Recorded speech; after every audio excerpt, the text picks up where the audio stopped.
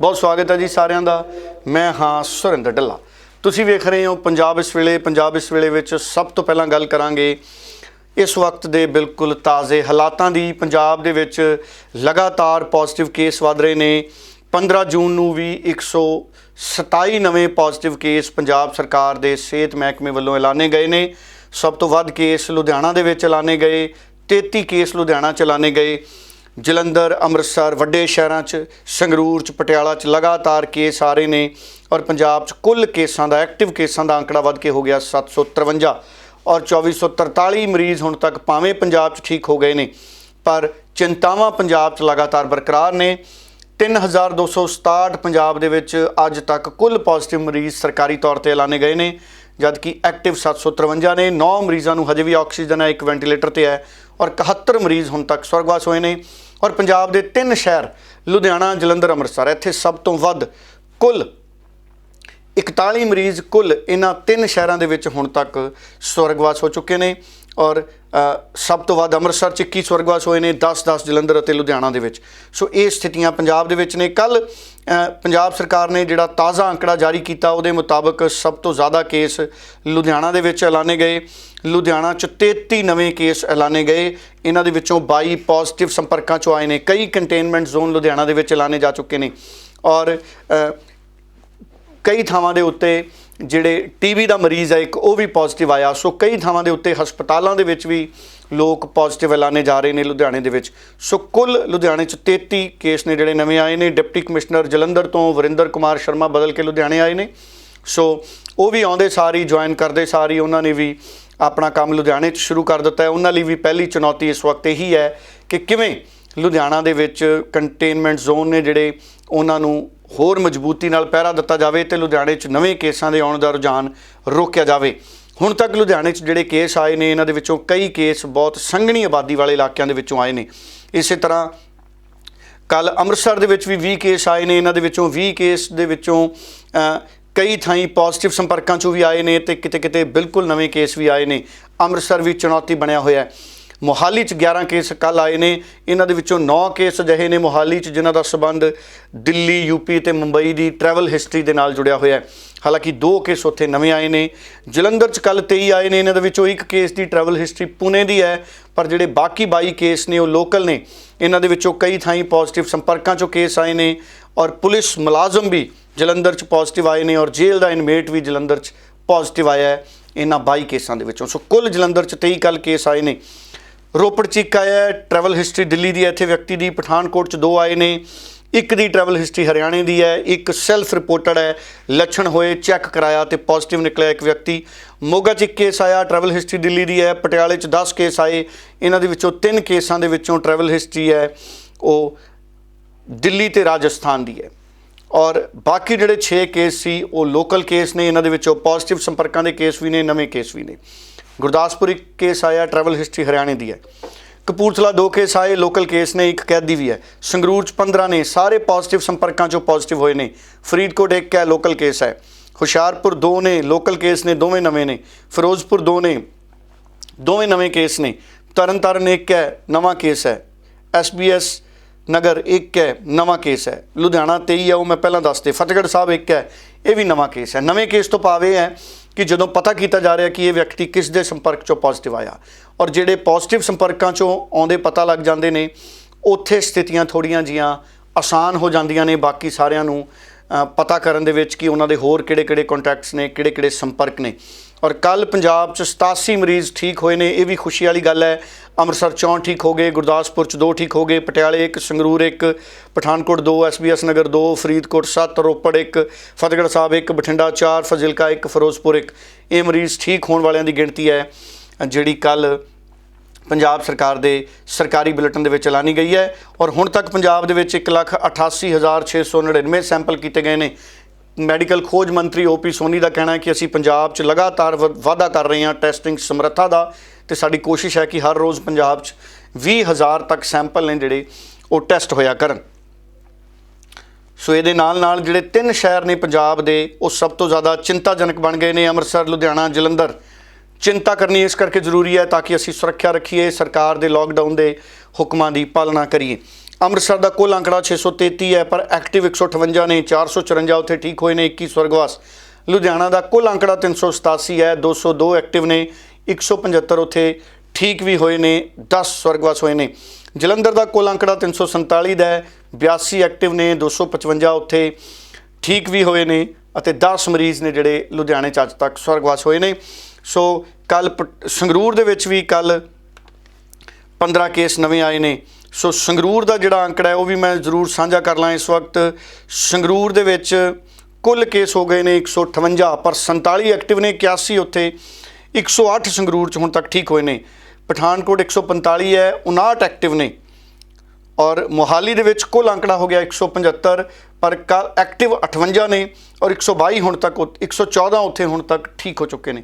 ਸੋ ਇਹ ਸਾਰੇ ਪੰਜਾਬ ਦੇ ਵੱਡੇ ਜ਼ਿਲ੍ਹਿਆਂ ਦੀ ਸਥਿਤੀ ਹੈ। ਉਧਰ ਪੰਜਾਬ ਦੇ ਮੁੱਖ ਮੰਤਰੀ ਨੇ ਚਿੱਠੀ ਵੀ ਲਿਖੀ ਹੈ ਪ੍ਰਧਾਨ ਮੰਤਰੀ ਤੋਂ, ਵਿੱਤੀ ਪੈਕੇਜ ਦੀ ਮੰਗ ਕੀਤੀ ਹੈ। ਪ੍ਰਧਾਨ ਮੰਤਰੀ ਦਾ ਕਹਿਣਾ ਹੈ ਕਿ ਪੰਜਾਬ ਆਰਥਿਕ ਤੌਰ 'ਤੇ ਸੰਕਟ 'ਚ ਹੈ, ਅਜਿਹੇ ਮੌਕੇ ਕੇਂਦਰ ਵੱਲੋਂ ਵਿੱਤੀ ਪੈਕੇਜ ਦਿੱਤਾ ਜਾਣਾ ਚਾਹੀਦਾ ਹੈ।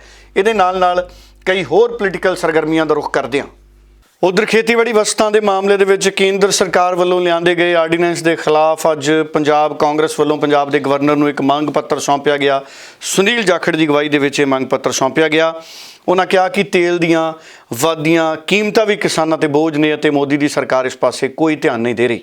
ਮੇਰਾ ਮੰਨਣਾ ਹੈ ਜਿਹੜੇ ਆ ਮੋਦੀ ਸਾਹਿਬ ਦੀ ਸਰਕਾਰ ਨੇ ਜਿਹੜੇ ਆਰਡੀਨੈਂਸਿਸ ਪਾਸ ਕੀਤੇ ਆ, ਜਿਹੜੇ ਸੋ ਕਾਲਡ ਸੁਧਾਰ ਜਿਹੜੇ ਕਹਿੰਦੇ ਆ ਵੀ ਖੇਤੀ ਸੁਧਾਰ ਜਿਹੜੇ ਲੈ ਕੇ ਆਏ, 3 ਆਰਡੀਨੈਂਸ ਕਾਨੂੰਨ ਜਿਹੜੇ ਇਹਨਾਂ ਨੇ ਪਾਸ ਆਰਡੀਨੈਂਸ ਦੇ ਥਰੂ ਕੀਤੇ ਹੈ, ਤੇ ਉਹਦੇ ਬਾਅਦ ਗਡਕਰੀ ਸਾਹਿਬ ਨੇ ਜਿਹੜਾ ਤੜਕਾ ਲਾਇਆ, ਉਸ ਤੋਂ ਇੱਕ ਗੱਲ ਸਪਸ਼ਟ ਹੈ, ਉਹ ਗੱਲ ਆ ਸਪਸ਼ਟ ਹੈ ਵੀ ਹੁਣ ਕਿਸਾਨੀ ਤੇ ਲੋਕਡਾਊਨ ਲਾਉਣ ਲੱਗੀ ਹੈ ਮੋਦੀ ਸਾਹਿਬ ਦੀ ਸਰਕਾਰ। This is a step towards lockdown on farming operations. ਕਿਸਾਨ ਦੇ ਉੱਤੇ ਜਿਹੜਾ ਸਰਾਸਰ ਧੱਕਾ ਕੀਤਾ ਜਾ ਰਿਹਾ ਹੈ, ਕੇਂਦਰ ਸਰਕਾਰ ਦੀ ਜਿਹੜੀ ਨੀਅਤ ਹੈ ਉਹ ਗਡਕਰੀ ਸਾਹਿਬ ਨੇ ਬਿਲਕੁਲ ਚੁਰਾਹੇ ਦੇ ਵਿੱਚ ਆ ਕੇ ਕਲੀਅਰ ਕਰਤੀ ਵੀ ਕਿਸਾਨ ਅੱਜ ਮੋਦੀ ਸਾਹਿਬ ਨੂੰ ਦੇਸ਼ ਦੇ ਉੱਤੇ ਬੋਝ ਨਜ਼ਰ ਆਉਣ ਲੱਗੇ। ਉਸ ਦੇ ਖਿਲਾਫ ਅਸੀਂ ਅੱਜ ਗਵਰਨਰ ਸਾਹਿਬ ਨੂੰ ਆ ਮੈਮੋਰੈਂਡਮ ਦਿੱਤਾ ਹੈ ਕਿ ਇਸ ਕਾਨੂੰਨ ਨੂੰ ਵਾਪਸ ਲਿਆ ਜਾਵੇ।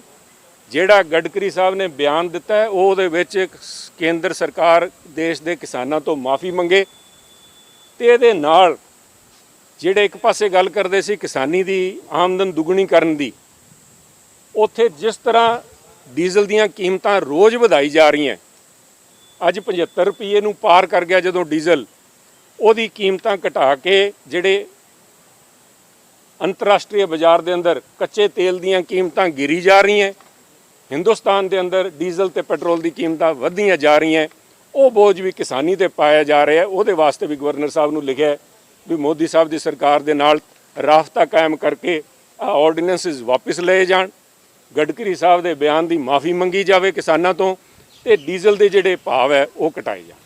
ਦੇਖੋ ਸਾਹਿਬ, ਜਿਹੜੀ ਗੱਲ ਉਹਨਾਂ ਨੇ ਕਹਿਤੀ ਸੀ, ਉਹਨਾਂ ਨੇ ਸਪਸ਼ਟ ਤੌਰ ਤੇ ਕਿਹਾ ਸੀਗਾ ਵੀ ਆਹ ਜਿਹੜੀ MSP ਹੈ ਇਹਦੇ ਤਰ੍ਹਾਂ ਹੀ ਕਿਸਾਨਾਂ ਦੀ ਜਿਹੜੀ ਝੋਨਾ ਤੇ ਕਣਕ ਅਸੀਂ ਖਰੀਦ ਰਹੇ ਹਾਂ ਉਹ ਦੇਸ਼ ਦੀ ਅਰਥ ਵਿਵਸਥਾ ਦੇ ਉੱਤੇ ਬੋਝ ਹੈ। ਅੱਜ ਕਿਸਾਨ ਬੋਝ ਲੱਗਣ ਲੱਗਿਆ ਜਦੋਂ ਮੋਦੀ ਸਾਹਿਬ ਨੂੰ ਤੇ ਗਡਕਰੀ ਸਾਹਿਬ ਨੂੰ, ਮੈਂ ਸਮਝਦਾ ਉਹਦੇ ਬਾਅਦ ਦੇਸ਼ ਦਾ ਇਸ ਤੋਂ ਵੱਡਾ ਦੁਰਭਾਗ ਹੋ ਨਹੀਂ ਸਕਦਾ। ਕਿਸਾਨੀ ਦਾ ਇਸ ਤੋਂ ਮਾੜੇ ਹਾਲਾਤ ਅੱਜ ਤੱਕ ਕਦੇ ਹੋਏ ਨਹੀਂ। ਜਿਹੜੇ ਕਰਨ ਦੀ ਇਹਨਾਂ ਦੀ ਨੀਅਤ ਜਿਹੜੀ ਹੈ ਸਾਹਮਣੇ ਆ ਚੁੱਕੀ ਹੈ। ਹੁਣ ਬਿਆਨ ਬਦਲ ਕੇ ਆਪਣੇ ਉਸ ਨੀਅਤ ਦੇ ਉੱਤੇ ਪਰਦਾ ਨਹੀਂ ਪਾ ਸਕਦੇ। ਸੁਨੀਲ ਜਾਖੜ ਨੇ ਅਕਾਲੀ ਦਲ ਤੇ ਵਰਦਿਆਂ ਕਿਹਾ ਕਿ ਸ਼੍ਰੋਮਣੀ ਅਕਾਲੀ ਦਲ ਨੂੰ ਸਿਰਫ ਕੁਰਸੀ ਦਾ ਮੋਹ ਹੈ, ਜਦਕਿ ਮੁੱਖ ਮੰਤਰੀ ਕਿਸਾਨਾਂ ਲਈ ਚਿੰਤਤ ਨੇ। ਸੁਨੀਲ ਜਾਖੜ ਨੇ ਕਿਹਾ ਕਿ ਪੰਜਾਬ ਦੇ ਮੁੱਖ ਮੰਤਰੀ ਇਸ ਮਸਲੇ ਤੇ ਪੰਜਾਬ ਦੀਆਂ ਸਾਰੀਆਂ ਧਿਰਾਂ ਦੀ ਆਲ ਪਾਰਟੀ ਮੀਟਿੰਗ ਵੀ ਬੁਲਾ ਸਕਦੇ ਨੇ। ਉਹਨਾਂ ਨੇ ਕੁਰਸੀ ਬਿਲਕੁਲ ਨਹੀਂ ਛੱਡਣ, ਉਹ ਨਹੀਂ ਛੱਡਦੇ ਕੁਰਸੀ। ਸੁਖਬੀਰ ਜੀ ਨੂੰ ਕਹਿਣਾ ਚਾਹੀਦਾ ਵੀ ਅਸੀਂ ਕਿਸਾਨ ਚਾਹੇ ਫਾਵੇ ਸਾਰੇ ਫਾਂਸੀ ਲੈ ਲੈਣ, ਪਰ ਉਹਨਾਂ ਨੇ ਅਕਾਲੀਆਂ ਨੇ ਕੁਰਸੀ ਨਹੀਂ ਛੱਡਣੀ। ਆ ਸਾਰੇ ਪੰਜਾਬ ਨੂੰ ਪਤਾ ਹੈ, ਹਿੰਦੁਸਤਾਨ ਨੂੰ ਪਤਾ ਹੈ। 53 ਰੁਪਏ ਝੋਨੇ ਦਾ ਭਾਅ ਵਧਾਇਆ ਤੇ ਕਿਸੇ ਕਿਸਮ ਦਾ ਉਹਦੇ ਖਿਲਾਫ ਬੋਲੇ ਵੀ ਨਹੀਂ ਸੁਖਬੀਰ ਬਾਦਲ। ਉਹ ਅਕਾਲੀ ਪਾਰਟੀ ਜਿਹਨੇ ਸਾਰੀ ਉਮਰ ਕਿਸਾਨੀ ਦੇ ਨਾਂ ਦੇ ਉੱਤੇ ਤੇ ਧਰਮ ਦੇ ਨਾਂ ਦੇ ਉੱਤੇ ਰਾਜਨੀਤੀ ਕੀਤੀ ਹੋਵੇ, ਤੇ ਉਸ ਤੋਂ ਵੀ ਵੱਡੀ ਗੱਲ ਹੈ ਇੱਥੇ ਆ ਕੇ ਬਿਆਨ ਛੱਡ ਰਹੇ ਹੈ ਵੀ ਕੈਪਟਨ ਸਾਹਿਬ ਕਿਸਾਨਾਂ ਨੂੰ ਆ ਜਿਹੜਾ ਹੁਣ ਜਿਹੜੇ ਪ੍ਰਵਾਸੀ ਸਾਡੇ ਮਜ਼ਦੂਰ ਬਾਹਰ ਤੁਰ ਗਏ, ਇਹਦੇ ਕਰਕੇ ਜੇ ਝੋਨੇ ਦੀ ਜਿਹੜੀ ਲਵਾਈ ਹੈ ਉਹਦੀ ਕੀਮਤਾਂ ਵਧ ਗਈਆਂ, ਉਹਦੇ ਵਾਸਤੇ ਕਿਸਾਨਾਂ ਦੀ ਮਦਦ ਕੈਪਟਨ ਸਾਹਿਬ ਕਰਨ, ਕਾਂਗਰਸ ਸਰਕਾਰ ਕਰੇ। ਮੋਦੀ ਸਾਹਿਬ ਤੋਂ ਐਡੇ ਡਰ, ਇਹਨਾਂ ਦੇ ਖੌਫ ਅਕਾਲੀਆਂ ਦੇ ਦਿਲ 'ਚ ਹੈ ਕੁਰਸੀ ਦੇ ਨਾਮ ਤੋਂ ਵੀ ਕੁਰਸੀ ਨਾ ਸਾਨੂੰ ਛੱਡਣੀ ਪੈ ਜੇ। ਇਸ ਕਰਕੇ ਅੱਜ ਮੈਂ ਸਮਝਦਾ ਵੀ ਸਾਡਾ ਜਿਹੜਾ ਸ਼ਿਕਵਾ ਹੈ ਪੰਜਾਬ ਦੇ ਕਿਸਾਨਾਂ ਦਾ, ਬੀਜੇਪੀ ਦੇ ਨਾਲ ਤਾਂ ਸ਼ਿਕਵਾ ਹੈ, ਕਿਉਂਕਿ ਬੀਜੇਪੀ ਨੇ ਅੱਜ ਤੱਕ ਕਦੇ ਆਪਣੇ ਆਪ ਨੂੰ ਕਿਸਾਨਾਂ ਦੀ ਪਾਰਟੀ ਨਹੀਂ ਕਿਹਾ, ਨਾ ਹੀ ਕਿਸਾਨਾਂ ਨੂੰ ਇਸ ਤੋਂ ਇਲਾਵਾ ਕੋਈ ਹੋਰ ਉਮੀਦ ਸੀ ਮੋਦੀ ਸਾਹਿਬ ਤੋਂ। ਮੋਦੀ ਸਾਹਿਬ ਨੇ ਤਾਂ ਆਹੀ ਕਰਨਾ ਸੀ, ਸ਼ਾਹੂਕਾਰਾਂ ਦੀ ਪਾਰਟੀ ਹੈ ਬੀਜੇਪੀ। ਪਰ ਕਿਸਾਨਾਂ ਦੇ ਨਾਮ ਤੇ ਜਿਨ੍ਹਾਂ ਨੇ ਵੋਟ ਲਏ ਹੈ, ਕਿਸਾਨਾਂ ਦੇ ਨਾਮ ਤੇ ਇਹਨਾਂ ਨੇ ਰਾਜਨੀਤੀ ਕੀਤੀ ਹੈ, ਉਹ ਅੱਜ ਜਿਹੜੇ ਚੁੱਪ ਬੈਠੇ ਹੈ, ਉਹਨਾਂ ਦਾ ਮੈਂ ਸਮਝਦਾ ਪੰਜਾਬ ਦੇ ਅੰਦਰ ਚਿਹਰਾ ਜਿਹੜਾ ਬਿਲਕੁਲ ਲੋਕਾਂ ਦੇ ਸਾਹਮਣੇ ਪਰਦਾਫਾਸ਼ ਹੋ ਚੁੱਕਿਆ। ਸੀਐਮ ਸਾਹਿਬ ਇਸ ਮਸਲੇ ਤੇ ਚਿੱਠੀ ਲਿਖ ਵੀ ਰਹੇ ਹੈ, ਸਾਰਿਆਂ ਨੂੰ ਬੁਲਾਉਣ ਦੀ ਗੱਲ ਵੀ ਉਹਨਾਂ ਨਾਲ ਕਰਾਂਗੇ, ਪਰ ਅਕਾਲੀਆਂ ਦਾ ਜਿਹੜਾ ਬਿਆਨ ਹੈ ਤੇ ਸਪਸ਼ਟ ਆ ਗਿਆ ਵੀ ਅਸੀਂ ਇਸ ਮਸਲੇ ਦੇ ਅੰਦਰ ਕਿਸੇ ਵੀ ਆਲ ਪਾਰਟੀ ਮੀਟਿੰਗ 'ਚ ਪਾਰਟਿਸਿਪੇਟ ਨਹੀਂ ਕਰਾਂਗੇ, ਕਿਉਂਕਿ ਮਸਲਾ ਕੁਰਸੀ ਦਾ ਰੌਲਾ ਸਾਰਾ ਇੱਕ ਕੁਰਸੀ ਮਗਰ ਪੰਜਾਬ ਦੇ ਸਾਰੇ ਕਿਸਾਨਾਂ ਦਾ ਜਿਹੜਾ ਹੱਕ ਹੈ ਉੱਥੇ ਗਿਰਵੀ ਰੱਖ ਕੇ ਆਏ ਸੁਖਬੀਰ ਜੀ। ਇਸ ਕਰਕੇ ਨਾ ਹੀ ਕਿਸਾਨਾਂ ਨੂੰ ਉਹਨਾਂ ਤੋਂ ਉਮੀਦ ਹੈ ਤੇ ਹੁਣ ਕਿਹੜੇ ਮੂੰਹ ਨਾਲ ਲੋਕਾਂ ਕੋਲ ਜਾਣਗੇ, ਲੋਕਾਂ ਨੂੰ ਗੁੰਮਰਾਹ ਕਰਨ ਦੀ ਕੋਸ਼ਿਸ਼ਾਂ ਲੋਕ ਕਰ ਰਹੇ ਹੈ। Thank you. ਉਧਰ ਸ਼੍ਰੋਮਣੀ ਅਕਾਲੀ ਦਲ ਦੇ ਆਗੂ ਪ੍ਰੇਮ ਸਿੰਘ ਚੰਦੂਮਾਜਰਾ ਨੇ ਕਿਹਾ ਕਿ ਉੱਤਰ ਪ੍ਰਦੇਸ਼ ਦੇ ਵਿੱਚ ਸਿੱਖ ਕਿਸਾਨਾਂ ਨੂੰ ਉਹਨਾਂ ਦੀਆਂ ਜ਼ਮੀਨਾਂ ਤੋਂ ਉਜੜ ਨਹੀਂ ਦਿੱਤਾ ਜਾਏਗਾ। ਉੱਥੋਂ ਦੇ ਮੁੱਖ ਮੰਤਰੀ ਅਤੇ ਅਮਿਤ ਸ਼ਾਹ ਦੇ ਨਾਲ ਅਕਾਲੀ ਦਲ ਗੱਲ ਕਰੇਗਾ। ਪ੍ਰੇਮ ਸਿੰਘ ਚੰਦੂਮਾਜਰਾ ਦਾ ਬਿਆਨ ਸੁਣਦੇ ਹਾਂ। ਪਹਿਲੀ ਗੱਲ ਤਾਂ ਇਹ ਆ ਵੀ ਕਿਸੇ ਵੀ ਕੀਮਤ ਤੇ ਉੱਤਰ ਪ੍ਰਦੇਸ਼ ਸਰਕਾਰ ਵੱਲੋਂ ਸਿੱਖ ਕਿਸਾਨ ਪਰਿਵਾਰਾਂ ਨੂੰ ਉਹਨਾਂ ਦੀਆਂ ਜ਼ਮੀਨਾਂ ਤੋਂ ਉੱਜੜ ਨਹੀਂ ਦਿੱਤਾ ਜਾਏਗਾ। ਉਹਨਾਂ ਦੀਆਂ ਕਾਬਜ਼ ਜ਼ਮੀਨਾਂ ਤੋਂ ਉਹਨਾਂ ਦਾ ਉਜਾੜਾ ਨਹੀਂ ਹੋਣ ਦਿੱਤਾ ਜਾਏਗਾ। ਮੁੱਖ ਮੰਤਰੀ ਸ੍ਰੀ ਨਿਤਿਨ ਯੋਗੀ ਜੀ ਨੂੰ ਪਾਰਟੀ ਵੱਲੋਂ ਅਸੀਂ ਪੱਤਰ ਲਿਖ ਕੇ ਵੀ ਉਹਨਾਂ ਦੀ ਸਾਰੀ ਸਥਿਤੀ ਤੋਂ ਜਾਣੂ ਕਰਾਇਆ। ਟੈਲੀਫੋਨ ਤੇ ਵੀ ਮੇਰੀ ਉਹਨਾਂ ਨਾਲ ਗੱਲ ਹੋਈ ਸੀ ਔਰ ਪਾਰਟੀ ਦੀ ਕੋਰ ਕਮੇਟੀ ਵਿੱਚ ਸਾਡੀ ਇੱਕ ਉੱਚ ਪੱਧਰੀ ਡੈਲੀਗੇਸ਼ਨ ਮੁੱਖ ਮੰਤਰੀ ਉੱਤਰ ਪ੍ਰਦੇਸ਼ ਨੂੰ ਮਿਲ ਕੇ ਜਾਣ ਦਾ ਫੈਸਲਾ ਕੀਤਾ। ਉਹਦੇ 'ਚ ਮੇਰਾ ਨਾਂ ਭੁੰਦੜ ਸਾਹਿਬ ਦਾ ਤੇ ਨਰੇਸ਼ ਗੁਜਰਾਲ ਜੀ ਦਾ।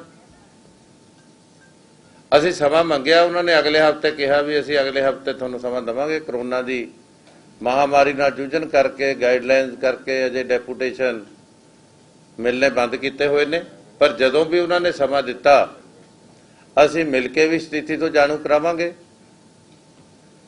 ਔਰ ਲੋੜ ਪਈ ਤਾਂ ਭਾਰਤ ਦੇ ਗ੍ਰਹਿ ਮੰਤਰੀ ਸ਼੍ਰੀ ਅਮਿਤ ਸ਼ਾਹ ਜੀ ਤੱਕ ਵੀ ਪਹੁੰਚ ਕਰਾਂਗੇ, ਕਿਉਂਕਿ ਇਹ ਇੱਕ ਬਹੁਤ ਵੱਡਾ ਅਨਿਆਂ ਹੈ, ਬਹੁਤ ਵੱਡੀ ਬੇਇਨਸਾਫੀ ਹੋਏਗੀ।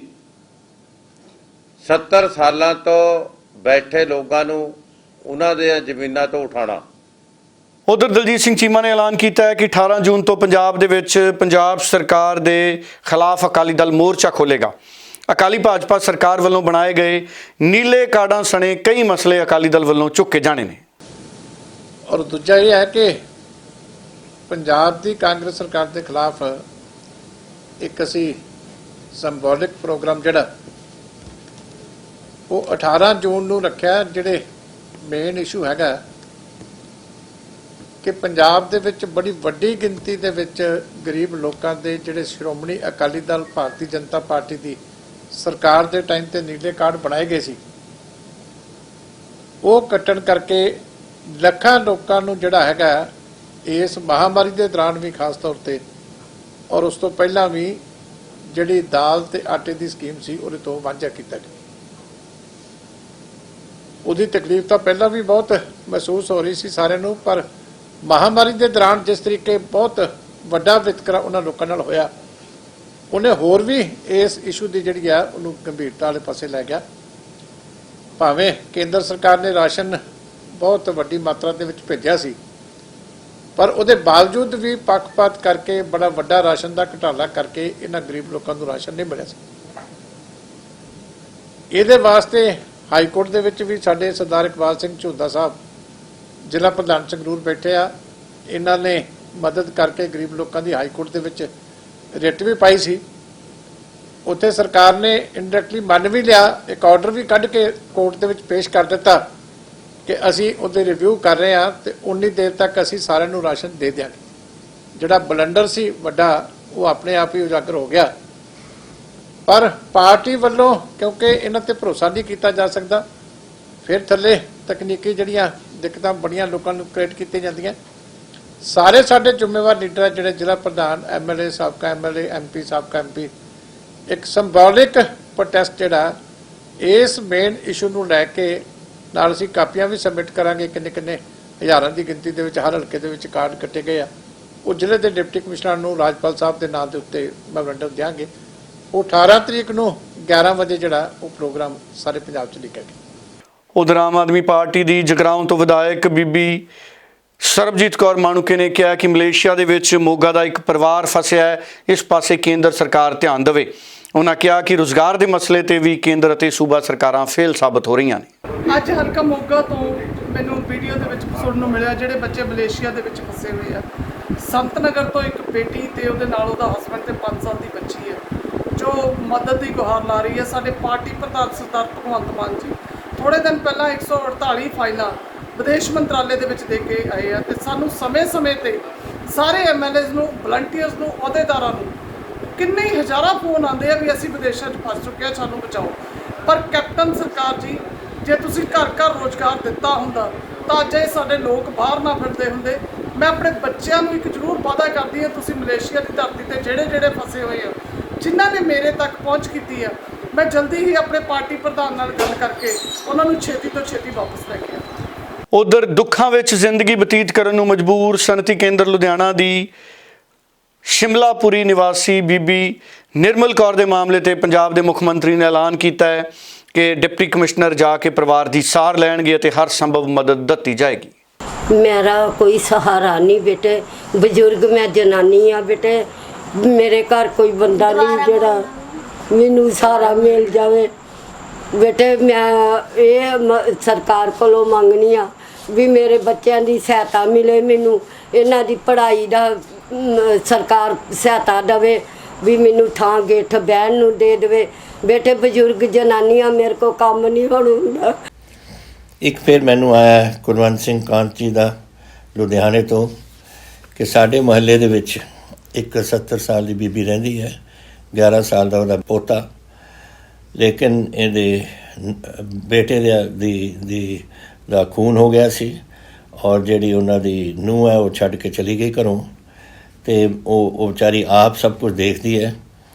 ग्रैंडसन दी एजुकेशन भी, उन्हां दी पढ़ाई लिखाई भी, ते बाकी असी सारे थोड़ा थोड़ा करके उन्होंने राशन दिन्ने हैं। लेकिन हुण इस बीबी का हुण हालात ये बन गए कि उन्होंने टीबी भी हो गई और असी देख रहे हैं कि उन्हें पता नहीं, और किराए वाला भी वो किराए नूं बाहर कढ़ना चाहुंदा है क्योंकि किराया वो दे नहीं सकती। तो इहदा कुछ प्लीज़ हैल्प करो। मैं हुणी डिप्टी कमिश्नर नूं असी आदेश दे रहे हैं कि इस बीबी नूं जाके मिलन, नंबर है मेरे कोल, और इस बीबी का अगले साल का पूरा जो किराया वो भी देवांगे असी, जो बकाया रह गया और अगे वास्ते 1 साल वास्ते असी देवांगे। और जेड़े बच्चे दी इस बीबी दी जेड़ी टीबी दा इलाज है पूरा असी करवावांगे। और बच्चा तो जेड़ा पढ़ रहा है वो तो गवर्नमेंट स्कूल पढ़दा होना है, असी उत्थे गवर्नमेंट स्कूल च कोई फीस नहीं हुंदी, तो असी पूरा इस देखांगे। तो तुसीं उन्हां नूं दस देना कुलवंत सिंह जी कि डिप्टी कमिश्नर उन्होंने घर आऊ, अपने बंदे नूं भेजणगे उत्थे और इन्हां दा प्रबंध असीं पूरा करांगे। उधर प्रेम सिंह चंदूमाजरा ने कहा है कि MSP के मसले ते जिथे अकाली दल किसानों नाल खड़ा है उत्थे ही नितिन गडकरी ने भी अपने बयान राही सारी स्थिति स्पष्ट कर दी है। उन्होंने कहा कि कांग्रसियां नूं इस मसले ते बोलण दा कोई हक नहीं है। चंदूमाजरा ने कहा कि MSP ते अकाली दल हर वादे ते कायम रहेगा।